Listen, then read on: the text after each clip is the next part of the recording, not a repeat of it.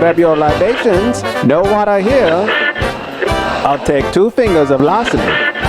Your finest craft beer, barkeep.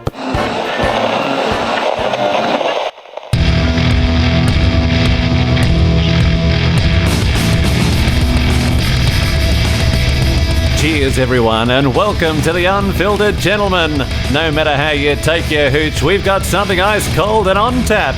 Now, serving it to you straight and unfiltered, here are Greg, Scott, and Dan. That's right. Welcome in, everybody. The Unfiltered Gentlemen. You're here. You made it. Welcome in. Thanks for listening. Thanks for spreading the good word about the even better show. That's right. Oh, God, thanks to our listeners. Hey, real quickly, it's just me, Greg, today because I got to sit down with owner and brewer John Gonzales. He's over at Leashless Brewing. They literally just opened last week and had a huge party. It was a blast. You guys need to check them out if you're in the Ventura, California area. Real quickly, thanks, everybody, for listening. Thanks for spreading the word, like I said. Big shout out to the D.C. and Virginia area. You guys are killing it on the downloads and the interactions. Salt Lake, where you been, guys? Where you been? Anyways, I don't want to take up too much of your time. I want to get right into the interview. First, leashlessbrewing.com is where you can find John and his brewery. Also, the Instagrams and the Facebooks at Leashless Brewing. Twitter is at Leashless Brew, so go check them out. And I'm not going to waste any more time. I think we should get right into the interview with John, talk about his beer, talk about his dream and his passion. So here we go. Let's get right into it. I am here in... something I've never done before. I'm in a brewery with no beer. I'm at Leashless Brewing in Ventura, California, sitting with the brewer, the owner, the man, the myth, the legend, John Gonzales. John, how's it going, buddy? It's just another day in paradise, Greg. Thanks for having me. Thanks for letting us come in here. You guys are very much still in construction at this point, and got your tanks installed recently? Yep. And not quite brewing yet? How far away are we from brewing? Probably 2 weeks away, 2 to 3 weeks away, depending on how quickly we can get electricity brought to the brew house and get our organic grains. We do already have our walk-in cooler filled with organic hops, so that's one step in the right direction. Yeah, we're just hanging out in there a second ago. It was nice and cool. Let's get into your background a little bit. You've been home brewing for a long time. I know we met a few months back. I got to try some of your homebrew / experiments for what will become Leashless and all that good stuff. So how long have you been home brewing? Good question. Get the fingers and toes out. Yeah.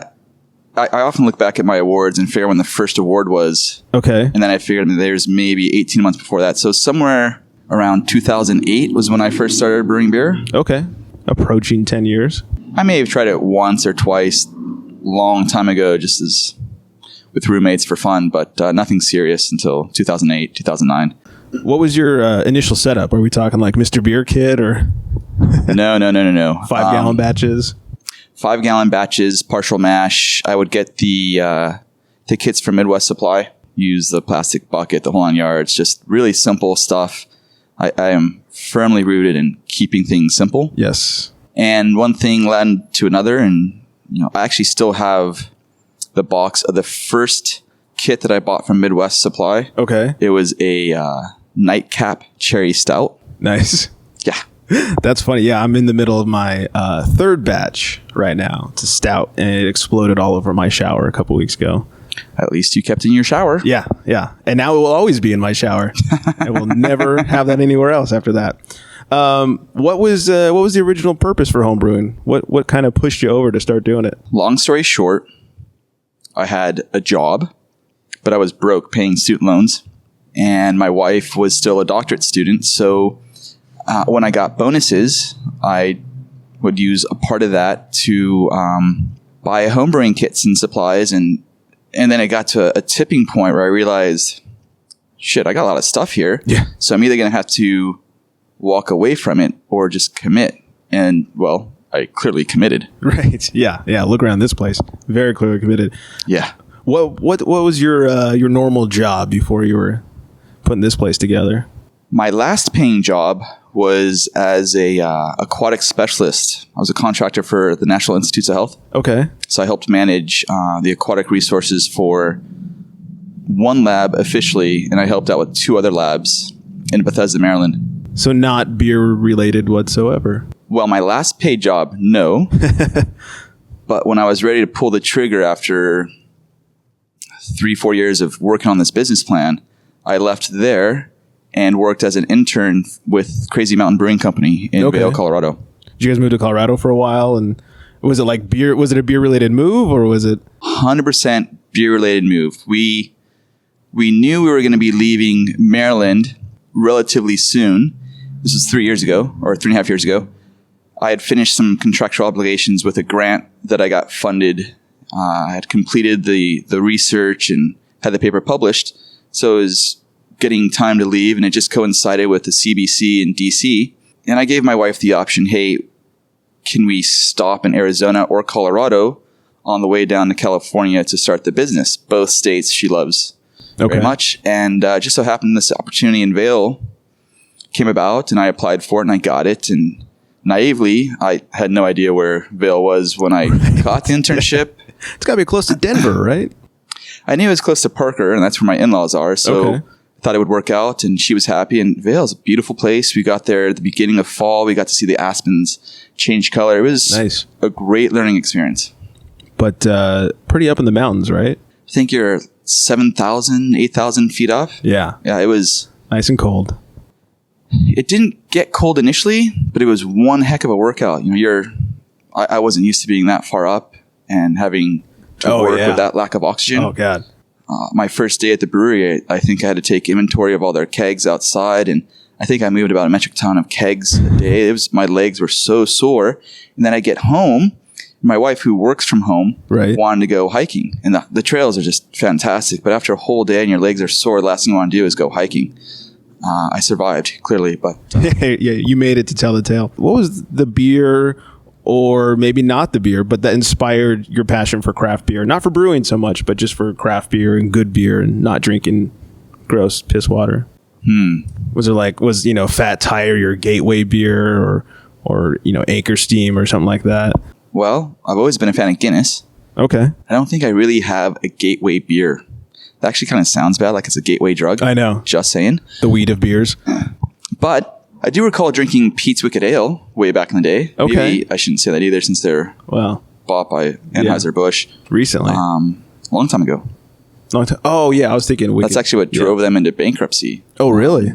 It was Anheuser-Busch's first foray into buying a craft brewery, and they took over, and accounting department kind of, as the story was told to me, drove Pete's south. I guess now as they buy more and more craft breweries, they've learned from that mistake and let the breweries do what they keep doing and just give them ample distribution. That said, I do love Belgian beers.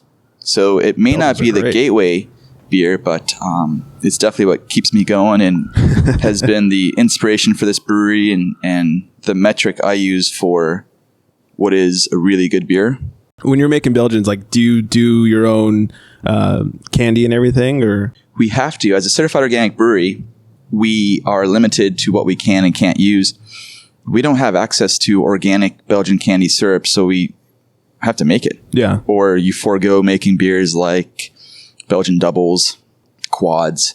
I've figured a way out to not need it for making triples or Belgian golden strongs, but you definitely need some of those dark fruit notes for the double and the quad. But it seems like you can really kind of taste the difference when someone's made their own candy versus just like throwing sugar in it. But it's definitely the approach that we take to address a constraint. Yeah. Which is a need for, but an inaccessibility of Belgian candy syrup. So I think I've honed a way to make it in the process in a manner where the final product is reproducible. I've definitely figured out a number of ways to do it where the product is not reproducible. So we'll see. It's going to be one of the first beers we fire up when we start doing our first batches. Nice. And it's either going to confirm my experimental batches in that conceptual approach, or it's going to prove me wrong and we go back to the drawing board.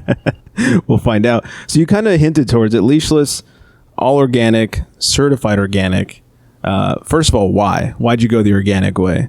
When I decided to do the brewery, I figured I was going to put myself in it 100%. So my values, my work ethic, my passions. We just decided to go organic a couple years prior, and I thought I'd be a bit of a hypocrite if I ate as organically as possible, but here I was going to make a business that wasn't going to embrace what it is to be organic. So I think that was just the logical thing. The business is, in many respects, an extension of me. Mm-hmm. And so going organic was logical. You know, the cool thing about beer is that it's fun. It's sexy. Yes. We all drink beer. We like it. And if it's one thing that could help change the habits of individuals, whether it's, in this case, our purchasing habits, but just the way we think about things, it's not through political intervention, but it's through business. Mm-hmm. And I thought beer, especially organic craft beer, would be a great way to help awaken the consciousness of the average drinker as to change their habits. If only it starts with organic craft beer, but you have to start somewhere. And when I started the business plan, everyone pretty much told me, gosh, organic beer sucks. It's going to taste like crap. Organic hops are horrible. And the fact is, we can go in the walk-in and take a look at what organic hops I have available to me. They're top-notch organic hops. Yeah. The beer is pretty much the same. I mean, go eat an organic tomato, go eat a regular tomato. The organic tomato is not going to taste any worse. Oh, yeah. So I think we'll be able to refute the concept that organic beer tastes horrible because it's organic. And it's beer. So whether you want to live an organic lifestyle or you just like drinking craft beer, a beer is a beer is a beer. So if you come in and you drink our beer, then hey, maybe for just that moment, we can get you to start thinking about, well, geez, what else is organic that we can consume or buy in our everyday life? And it's affordable. Mm-hmm. And then one thing leads to another, and it's the domino effect. And is that going to cause your beer prices to be higher than your average, local brewery because it's all organic? Finances. So, or you may not even know yet. It's tough to say. When you calculate your cost of goods, you have some assumptions, and then the reality kicks in, and you'll learn quickly whether your assumptions were wrong or right. Yeah. But what is obvious is that, you could take a look at Stone and how Stone has grown over the decades. Mm-hmm. It's really hard to charge a premium price for what you consider a premium product, but no one else does. Right. So in the end, the concession is organic beer is going to be much more expensive to make, but our prices have to be in line with everyone else just so that we get people to come in. Yeah, I mean, you get that organic crowd, but you wouldn't necessarily get just the people stumbling through the street looking for, somewhere to go. Yeah, we don't want to be the one that breaks your wallet. Mm-hmm. Because if you think back post-World War II, our grandparents, great-grandparents, everyone lived an organic lifestyle. We didn't have GMOs. We didn't have inorganic fertilizers or pesticides. It was just manure and natural fertilizers and whatnot. And that's right. How everyone ate. So by that understanding, everyone, blue collar, white collar workers, doctors, lawyers, the farmer, everyone lived an organic lifestyle.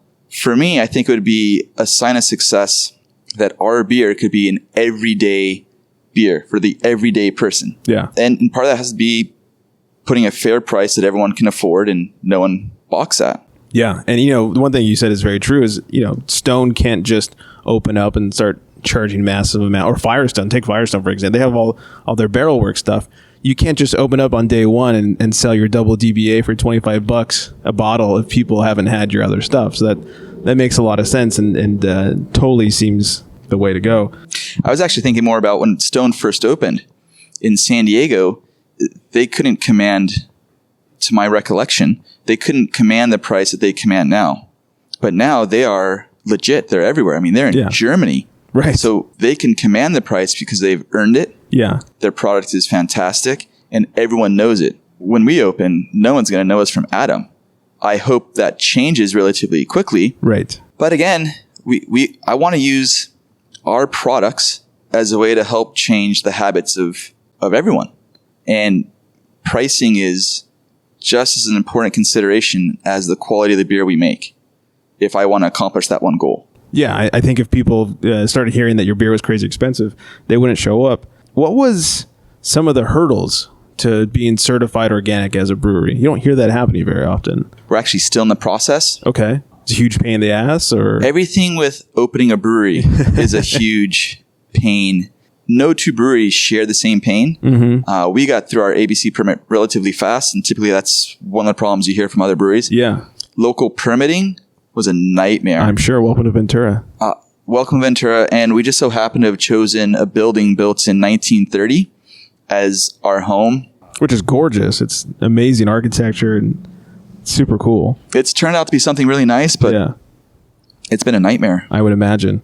We're at the point, though, where we can get the inspector. The inspector has actually come by twice, and both times we just weren't ready for him. Okay. Just delays after delays after delays. Yeah. And he should be here within a week so that we can get certified organic. Some of the challenges with organic certification, obviously, is accessibility of raw ingredients. Now, for organic certification, there's 3 levels. There's up to 75%, up to 99%, and 100% certified organic. So if I was to have my recipes include, let's say, 75 to 80% organic materials, then I use the little symbol that says made with 75% organic. If we use up to 99% or 99.9% organic materials, then we're just organic or certified organic or certified 100% organic. Everything that we use is organic, 100% of all our materials. Well, water is a natural item, so you can't get that certified organic. So there goes that one.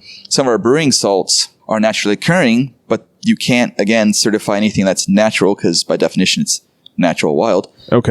So we will be 99.9% organic. So we'll just be using this organic certificate. And sometimes you go through and you see what's available and what's not available. And it's like, geez, do I want to skimp out and just use the made with 75% slogan and make my life a little easier? Probably a lot easier, yeah. But then we're not authentic and legit. And so legitimacy is very important for the overall goal and what I want to achieve. So we just found back doors. Essentially, hops, the availability is challenging. We had to set up 3-year contracts, quantities that I thought we'd need. And you have to think about the issue, what if this beer is a home run and I run out of hops? Well, I just stalled growth and you don't want that. So you have to kind of make some assumptions. And so now I've got hop contracts. I mean, we're already a year behind schedule. So I've got a whole year of hop contracts that I haven't been able to use. And we're about to start the second hop year. So I've got twice as much hops that I need.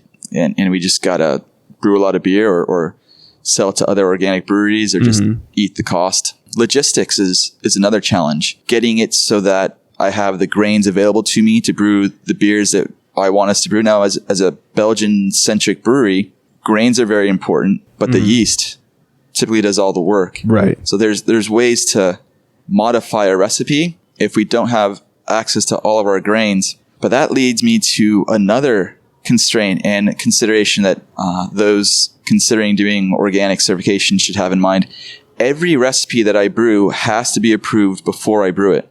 Okay. So even a test batch would need to be approved before I brew it. Oh, just a test batch?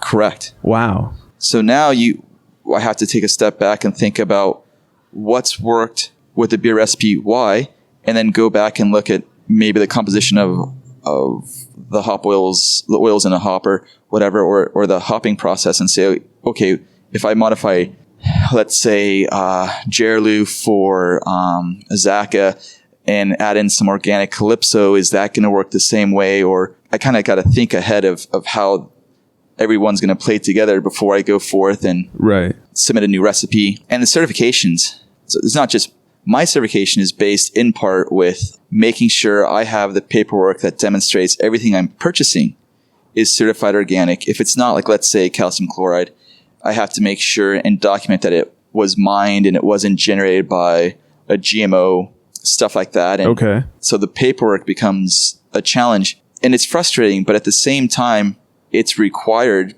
because when you see that logo, you need to have confidence that what you're buying is exactly what we say you're buying. And consumer confidence, I think, is lacking in a lot of things that we buy every day.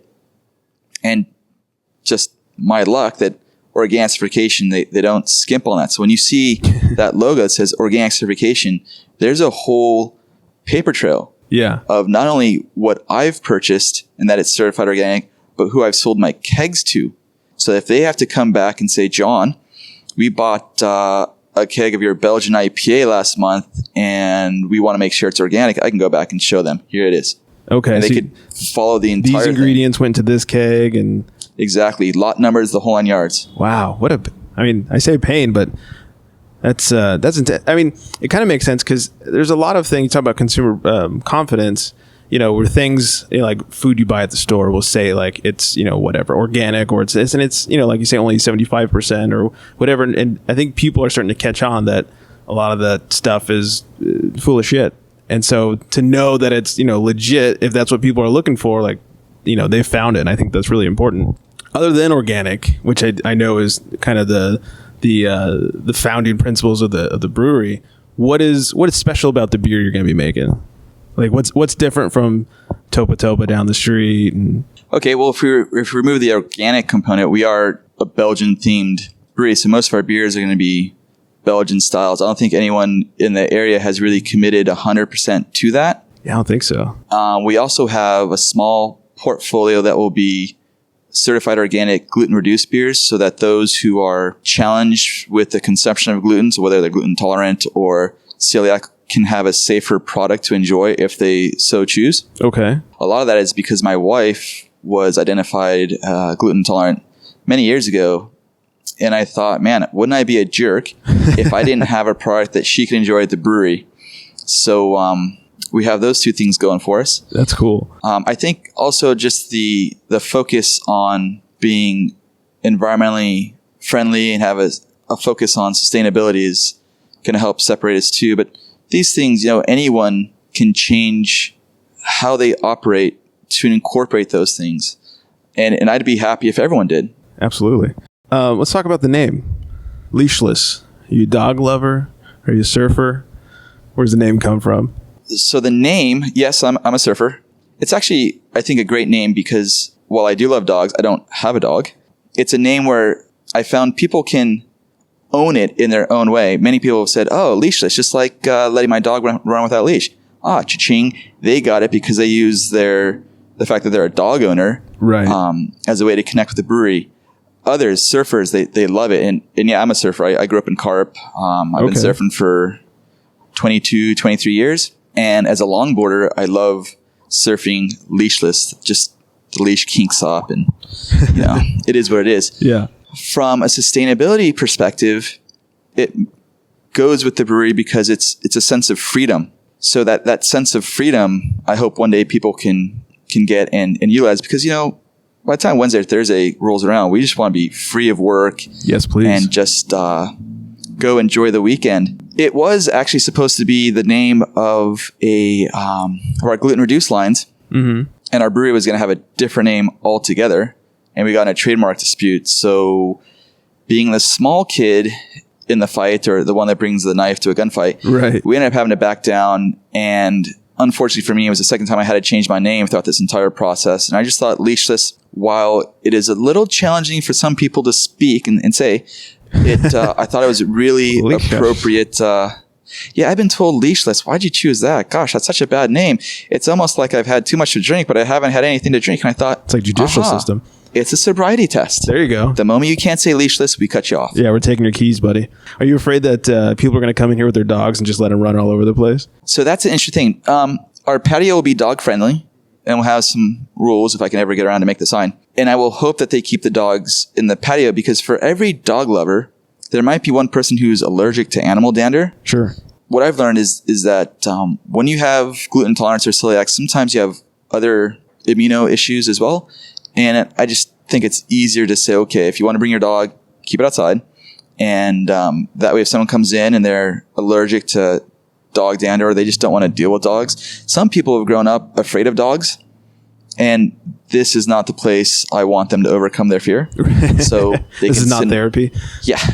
Well, it may be with a glass of beer, but true. Not that type of therapy. Wrong therapy. Yeah. So if someone's allergic to dog dander, or they just don't want to deal with the dogs, they can sit inside. If you want to bring your dog, then you have outside, and it's a win-win. So the other name was Sessions. Was it just a case of not enough money to fight the battle in court? There's time and money, which money is time. Right. The focus for us had to be to get open, which has taken more time than I wanted, which means more money, and just get open and grow the brand. Starting a brewery is challenging, especially when you're the managing member, so to speak, and you don't have any active partners. And you just got to think about what really matters. These are issues you can always come back and deal with later on. Sure. There's many ways into a house. And I just figured it was time to focus financially and mentally on just getting the brewery open. The name Sessions is ubiquitous in the brewing world. It has been. You can find it mentioned, referenced in books in the 1800s. So it's not like we just came up with this word and voila, new word, especially as it relates to beer. And it's everywhere. I mean, we've got the Sessions beer style. You've got the IPA Sessions IPA beer style. The use of the word Sessions never went away, and it's never going to go away. It's pretty generic. So if someone with more time and effort than us want to take it on, I'm sure they could. At a certain point, it just comes down to money. Yeah. And if you really want to bother with that or expand another place, and a name is just a name. Right. I've changed our name twice, and if I had to, I'll change it a third time and a fourth time. It's just a string of letters. Yeah. More focus on the beer. Yeah. One thing I've heard from a lot of the brewers I've talked to on the show and then off the show is, and I was a little, not super surprised, but a little surprised. Seems like everybody that's in whatever area you're in, whether it's here in Ventura or, Tim at Five Threads in Westlake, like everybody nearby is super cool with each other. And there's no like, hey, this asshole's opening a brewery. Let's try and take him down. There's a couple in this area that are popping up. Have you found it to be a welcoming community, or? I think overall we've been very accommodating. I don't think anyone's going to give their recipe out to the other just to help them out. Made West held on to my hops last year because, again, I thought it'd be open last year. And I got a load of organic Centennial and I had no place to put it. So they stored it for me.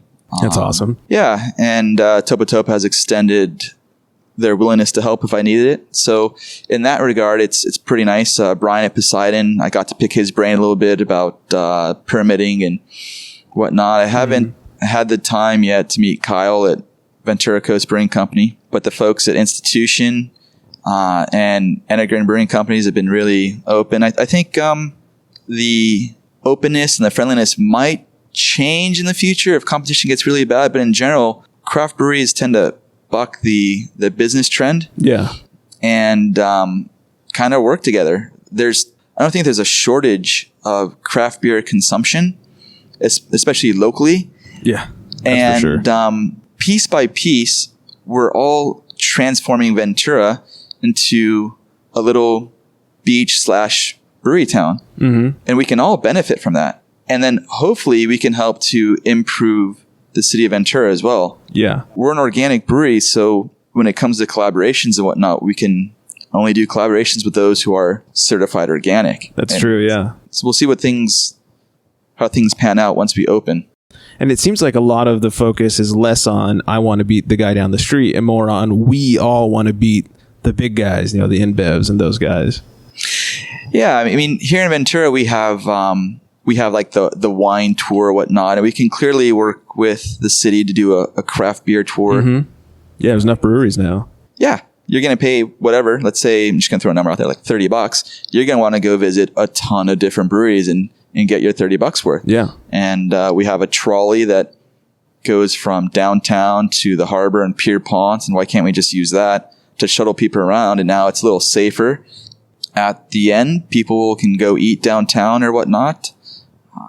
And we're all different too. So that's a great thing. Topa's got their focus. Made West got their focus. Ventura Coast has their focus. We're different. So it adds variety, which we all love variety. And like you said before, not everybody's focusing on Belgians. In fact, very few people are. So if you're a Belgian lover, you come on in and have yourself a tasty Belgian.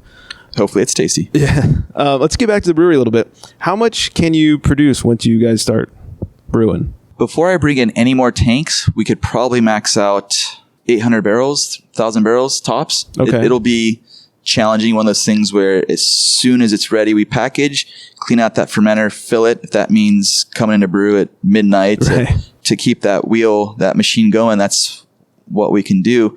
but it's big enough to bring in another 7 tanks.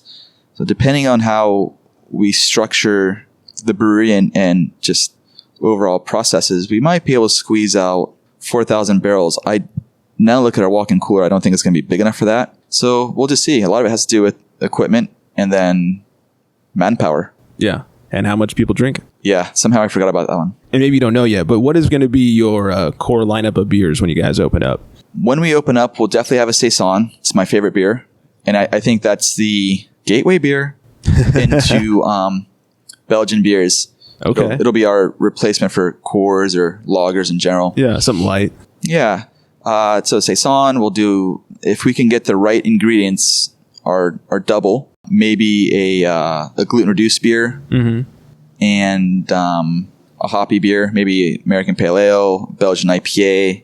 Might knock out a test batch of what will end up being a collaboration beer with a band. And just we'll see. A lot of it has to come down to how much money we have left in the bank by the time we start brewing. But we should at least open up with 4 beers. Okay. Ideally, I'd like 6. A little something for everyone. Yeah, exactly.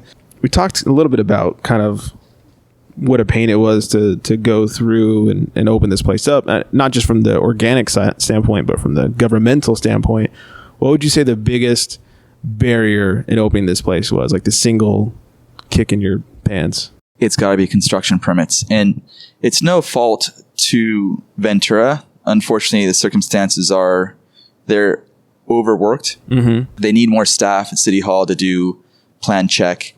The inspectors have been really nice, but quite honestly, I've gone through 5 versions of the building plans before we got the permit approved. And then we had to do 3 more revisions.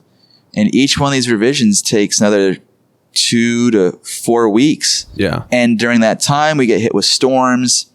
And this became a mud bath on both the here where we're sitting and then over where the tasting room is. And that in turn required us to take out 3 feet of dirt. Oh, jeez. We took out 16 ton loads. So let's do the math. 16 squared is, you got the smartphone, 16 times 16. That puts us at what? Somebody's yelling at their phone right now. 256. All right. So 256 Some math tons nerd is angry. of wet clay. And we had to replace that with 450 tons of compacted base. That stuff takes time. Yeah. Made for a great video, but it just took a lot of time. And then you have to get someone come back in to inspect. So just building plans alone have been just brutal. Yeah, I can imagine. We have some questions from listeners. We have questions from Renee. Renee is from the 21st Amendment Girls. And when she found out that I was going to be interviewing you, she did a lot of internet stalking. She went through your LinkedIn profile. Quite thoroughly. Is that legal? I hope so. Otherwise, you might have some charges to file. Renee. So she's got a few questions for you. She said it wasn't too long ago that you were a DMV resident, which apparently I learned is DC, Maryland, Virginia. Yep. What inspiration from the DC area are you bringing to your California brewery? And will we see your beers on the East Coast? Eventually, that'd be really cool if we were big enough to go on the East Coast. We won't be that once we open, unfortunately. But Renee, you can always come to the brewery and meet the guy you've been stalking on LinkedIn. As far as what I've gleaned from the breweries that we visited during our 7-year stint in the Maryland, D.C. area, a lot of it just has to do with identifying some of the practices that each brewery uses.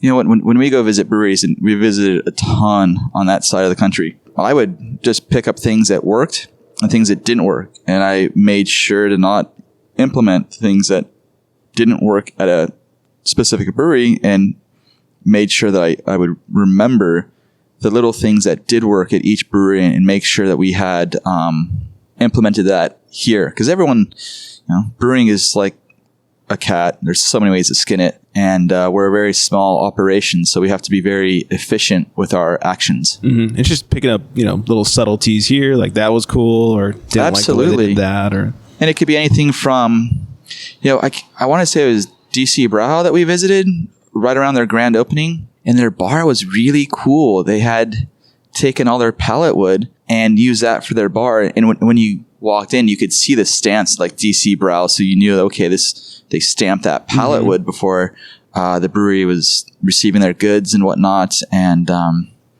they had this walk-in cooler inside the brewery area. So during your tour, you could get samples and whatnot. And Okay. and so the idea of the reclaimed bar stuck in my head from that. And it's, as an organic brewery, we want to recycle as much as possible. So we do have a bar made out of recycled or reclaimed redwood and Douglas fir. The Douglas fir were the part of the bleachers in the Ventura High School back in the day, and now they're part of the bar. And last year, actually, because of DC Brow's visit, I spent a number of days just breaking down pallets. So we'd have reclaimed pallet wood for the bar. Obviously, we didn't go that way, and that wood is sitting in someone's garage right now, and Nice. I'll probably have to move that in a day or two.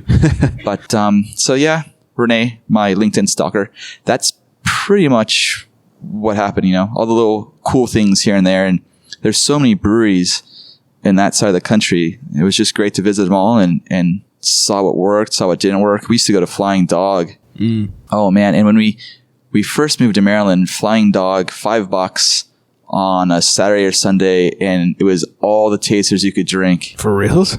Yeah. Wow. And then I guess they caught on, and it then became something like for $5 you got 5 little chips. And Okay. each chip referred to a beer. So you got 5 beers. I think they caught on, and it started to be little taster pours. I mean, when we first went there, I'd get their bourbon barrel imperial style. I'd get 5 of those for $5. That's amazing. And a lot of alcohol. Yes. The amazing thing was how well I fared the next day. Still walking. Yeah. So that idea of like free beer is not the best thing. Right. And causes legal issues too. It does now. Yeah, at least now it does. She says, like many breweries starting out, you had to deal with larger brewery making trademark claims. The DMV's own Old Ox Brewery and Fair Winds Brewery also deal with this, which caused you to switch from sessions to leashless. We kind of already talked about this. Why did you choose leashless, and what sentiments carry over from sessions? So maybe let me alter a little bit. What carried over from sessions, and was there any meaning behind sessions, or was it kind of like you said before, was it just a name, was just letters on a wall? Yeah. The name was just a name, a string of letters put together. The philosophy, ideology behind the brewery, the practices transferred over. It was, a painful day to realize, damn, again, I got to walk away from this name and rebrand and whatnot. But shit, it was our second time. So this is the third name. You kind of get used to it. You know the process by now. Yeah. And it sucks. But in each event, it was a learning process. And so the rebound, if you will, was better each time. Hopefully we don't have to change our name again. If we do, I've done this enough. It'll be less painful, and we know who to go to create new logos and whatnot. That's good. But now it might be a little more costly. You got signs on the wall, and Yeah. good looking sign, by the way. That's so true. They're branded. They did a really great job with our logos. I was really impressed. We've just been very fortunate. Yeah. For every time the door has closed, another one opens, and you just gotta stop wanking and look for that door and then charge it and just make it happen. So if nothing else, it's made us more resilient to open up and continue with the mission. Yeah, and for everybody listening, I'll have pictures of the sign and of the really cool reclaimed wood bar and everything in here. You guys can check it out. Or you can go to our Instagram page, Leashless Brewing, or our Facebook page. It's all up there too. Yeah, they got a sweet time-lapse video from the construction. Renee, you could stop stalking me and just follow us on Instagram. How easy would that be? Too easy. Yeah. And finally, Renee the Stalker says, give us your craziest story to come out of your internship at Crazy Mountain Brewing Company. Yeah, this actually, boilovers, they blow. Oh, geez. And Kevin, the CEO, got a hold of some New Mexicanus hops. Okay. And we did a single hop IPA with New Mexicanus, which I think has a different name now, but that was the name at the time. So I'm the one doing the batch, and I went to throw in a batch of hops, and it's just a massive boil over. It was just off the charts, frothing, just like when you add baking soda to vinegar. Right. Just off the hook, and I'm freaking out because this thing's just blowing up, and we're giving a tour. Fuck, you couldn't time this shit better. So I'm the only one there, and goggles weren't doing a damn thing. Literally, the stuff's skull and just hitting me. I had to go run down and lower the steam. I had to get the face mask that you normally use when you're mixing chemicals. Okay. And I opened the manhole, and I'm spraying all down the hops. It's just frothing. It was just out of control. And it didn't work. And I had to get on my arms, the face. The face shield got totally splattered. I mean, and there's a tour, just walking by, wondering, geez, does this normally happen? It's like, well, only when you're given a tour, I guess. I mean, so everything worked out, or did you have to dump the batch? No, everything was fine. It tasted fantastic, I had a little bit of it on me. Yeah. So it was a special moment between me and that beer. That's right. Yeah. Got romantic. Let's not go there. Eric wants to know, this is going to be a hard one. This is like, what's your favorite Beatles song? What's your favorite? Oh, did he stalk me on LinkedIn too? He didn't say he did. Okay. And this question would lead me to think he did not. Good. What's your favorite brewery other than your own? Gosh. That's kind of like, hey, what's your favorite Beatles song? Or I'm a huge fan of Westmall. I love their double. I love their triple. It's the premise for how we're going to make ours. I've never been there. I would love to go to Westmall and hang out there. So I'm going to say Trappist Brewery or Westmall. Okay. Awesome. With the caveat that I've never been there. And I'm just going to throw this out there that I love going to breweries in general because you can always learn something.